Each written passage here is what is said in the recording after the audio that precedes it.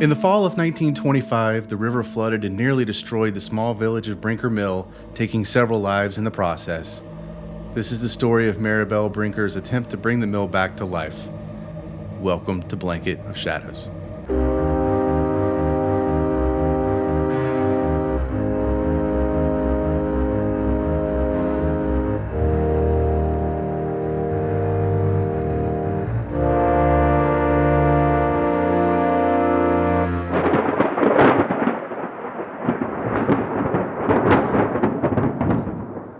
The village of Brinker Mill was never the same after the flood, but most of the workers survived and stuck around, ghosts and all. Even though the American economy was booming, life was hard in the mountains, so the people worked hard without question, if only to keep their minds off of the tragedy. They could rest when they were dead. The two-story mill, a general store, and factory housing were all the workers had ever known outside of the textile factory. The big wheel that powered the mill's machines still turned with the river, even if it didn't sound just right. The shifts at the factory were long but comfortable in their predictability. The sun rose and set, and time seemed to stand still in their valley oasis of thick woods and tall mountains that kept the outside world at bay. Leading the comeback was Maribelle Brinker, the 25-year-old daughter of the mill's owner, who'd chosen to stay in the village downriver from her family's massive house up on the mountain after a falling out with her father. The mill lost 6 workers out of 24 that day, but most were able to get high enough to avoid the water thanks to Maribelle's warning. She, however, lost her whole family in the flood. Her domineering and explosive father, her lush of a mother, and even her little brother who'd been set to inherit the mill but couldn't lift a finger to help its operation. They had come down to the mill that day to try to get Maribelle to leave with them to the house during the torrential rains, but they refused to allow all the workers into the Brinker mansion, so she refused. The other Brinkers left in a huff, never to be seen again. Their bodies were way downstream by now, Maribelle supposed. The rich swept away the same as the poor. Mother Nature was the great equalizer. Maribelle once slept in the Brinker mansion up on the hill in luxury, and now she slept on a mattress in the mill office. In the days after the flood, several people swore they had seen the ghost of the Brinker family walking through the village, calling for Maribelle. Now the flood felt like it had happened weeks ago, as hunger crept in on the back of food rationing, while the village waited for a delayed delivery of much-needed supplies. Maribelle promised the workers that she would fix the damaged houses and get them a piece of the American dream just as soon as the factory got humming again. She meant it, and they trusted her. But then the mill wheel cracked and stopped, followed by the machine slowing down until they too stopped. Finally, it felt like life itself had stopped. All of Maribelle's life had centered around the mill, and she was set to profit greatly from it at some point. She cared for the workers in the village, and she wanted desperately to make good on her promises to take care of them. The world could survive without their textiles, but could the villagers survive without the mill? She hadn't yet had time to think about it. She called for a bonfire that night in the town square in front of the general store. If they couldn't work, they could spend time healing by telling stories of those they had lost and drinking too much. As the night crept in, lights appeared across the hills. They were probably fancy new motor cars or lamps, light bulbs in rich people's houses, but the villagers made up wild stories about ghosts anyway. It was the first time many of them had let their guards down since the tragedy. After several sob stories and ghost stories, little Jenny, a 10-year-old whose mother was one of the workers lost in the flood, turned to Maribelle and asked if she missed her family too. Silence fell across the group, and the only sound was a crackling of the fire. Maribelle didn't have the words to describe the conflicted feelings that she'd been trying to avoid. She wanted to help Jenny, but she didn't know how. I'm not ready, she stammered, and immediately felt like a failure for not meeting the moment. Jenny needed her to be strong, to be an example. She wasn't. And that's when the stranger appeared. A man they'd never seen before walked around the campfire, staring curiously at the flames, putting his hand through them like they weren't even there. The man reminded Maribelle of both her father and her brother, but he was neither. "You lost, sir?" one of the men asked. The strange man jumped at the voice, terrified, and then just disappeared. Everyone but Maribelle scattered, terrified, unsure of what they'd just seen. Maribelle, alone, lay back and looked up at the stars.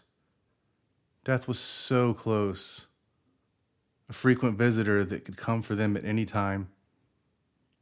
The river that gave them life was also the cause of their greatest tragedy. Their corner of the world, which was everything to them, was nothing in the context of the giant universe. But she wouldn't let that stop them. She would find a way to fix the wheel, to get the mill running again. And then she'd go up to that big, stupid house up on the hill and sell it and use the proceeds to expand the mill's operation if she had to.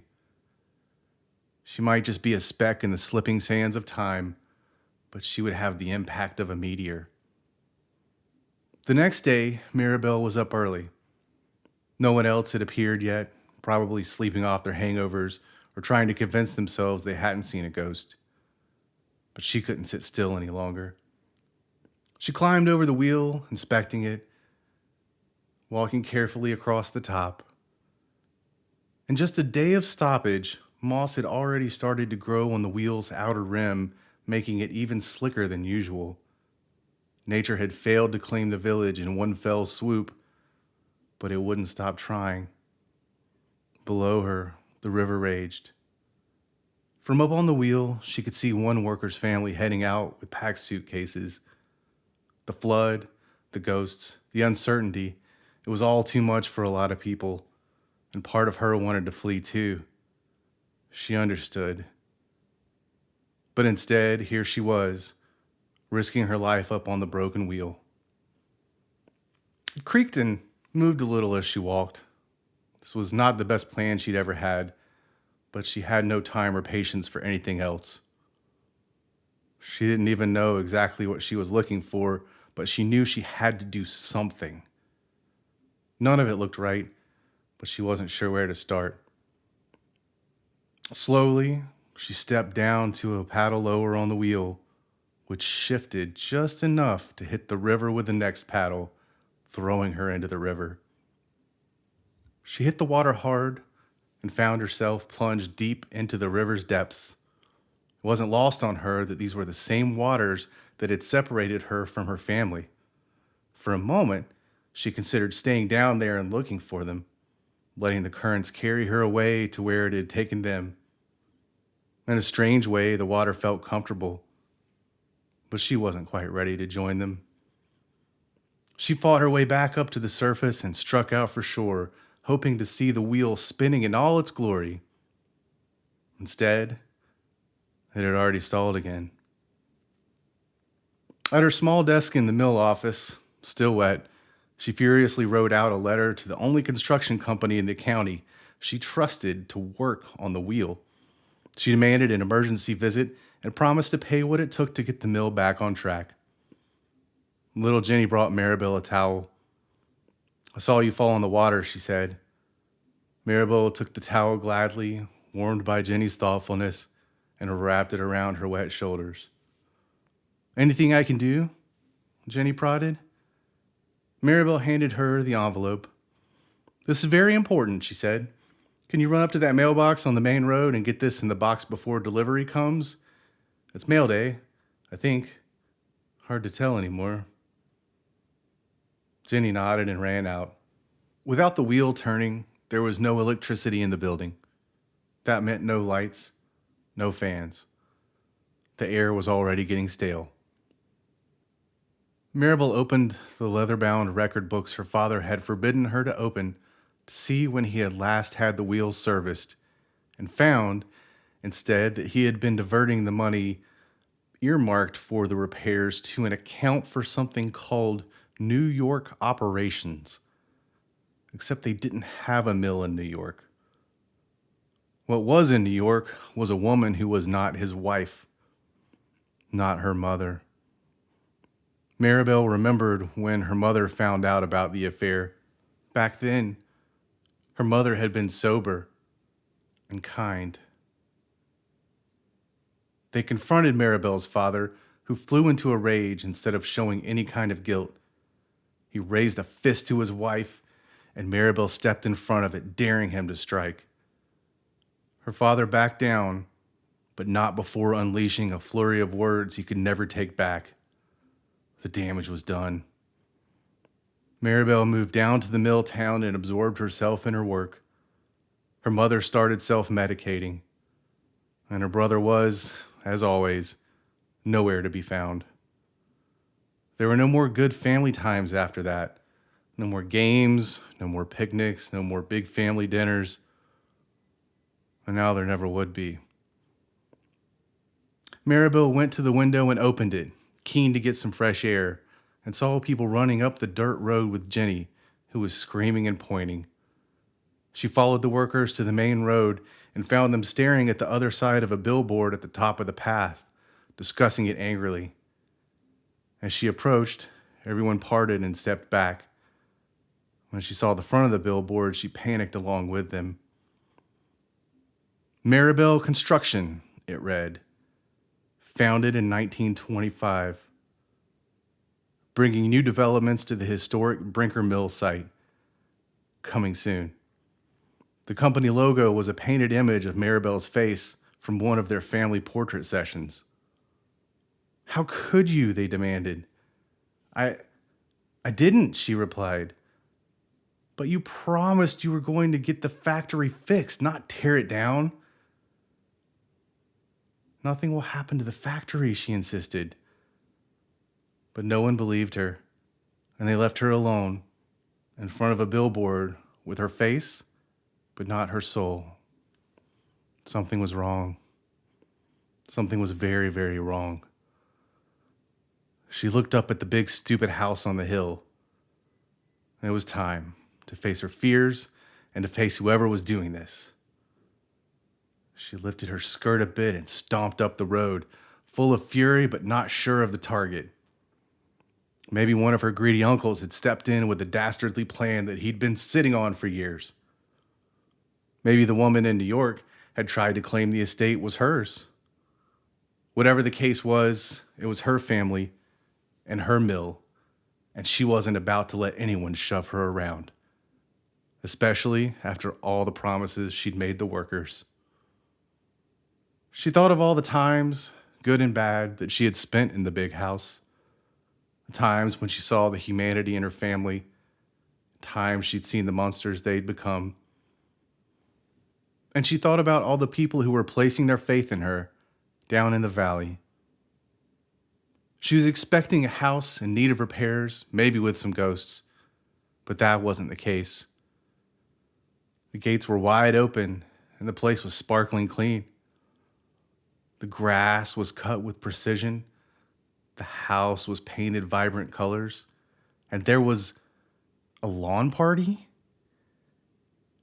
The fashions looked like those from the magazines she read and the fancy parties she'd attended, but the cars were all new models, unlike anything she'd ever seen. The world had changed so much while she was down in the weeds at the mill. In her plain and dirty clothes, her long skirt, her dirty shirt, she stuck out like a sore thumb, but no one seemed to pay her any mind. It was as if she wasn't there.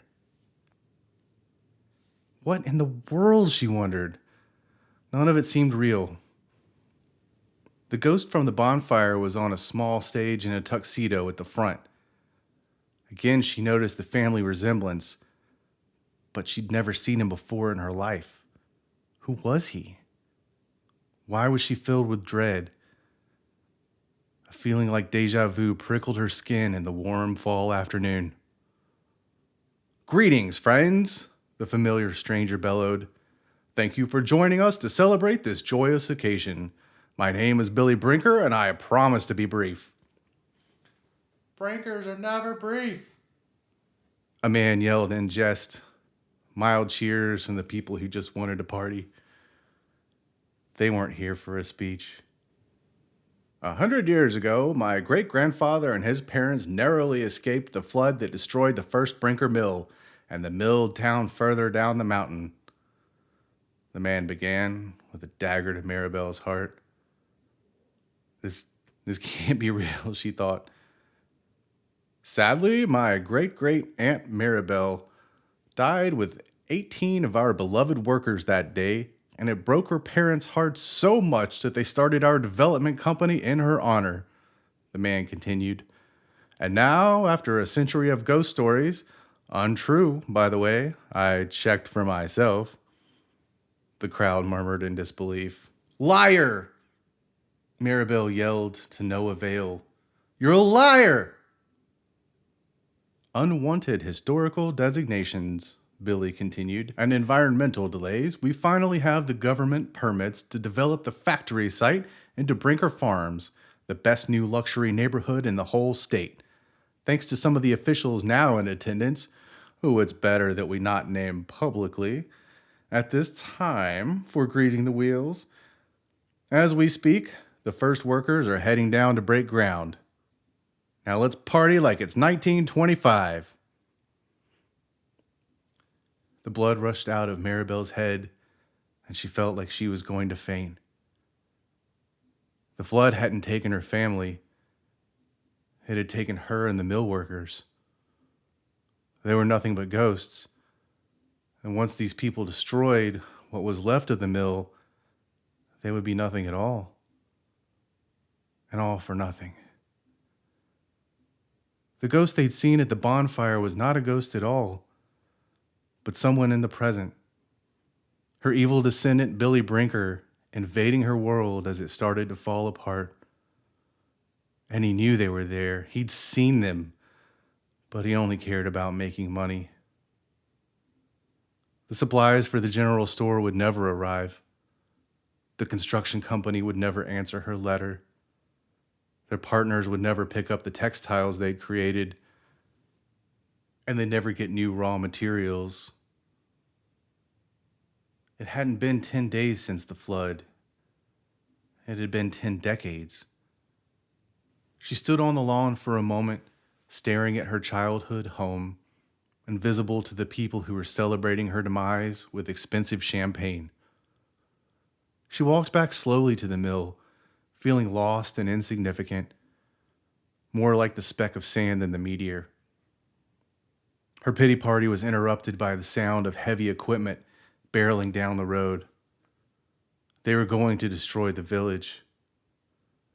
The barrier between their worlds was collapsing fast, and she had to help her friends.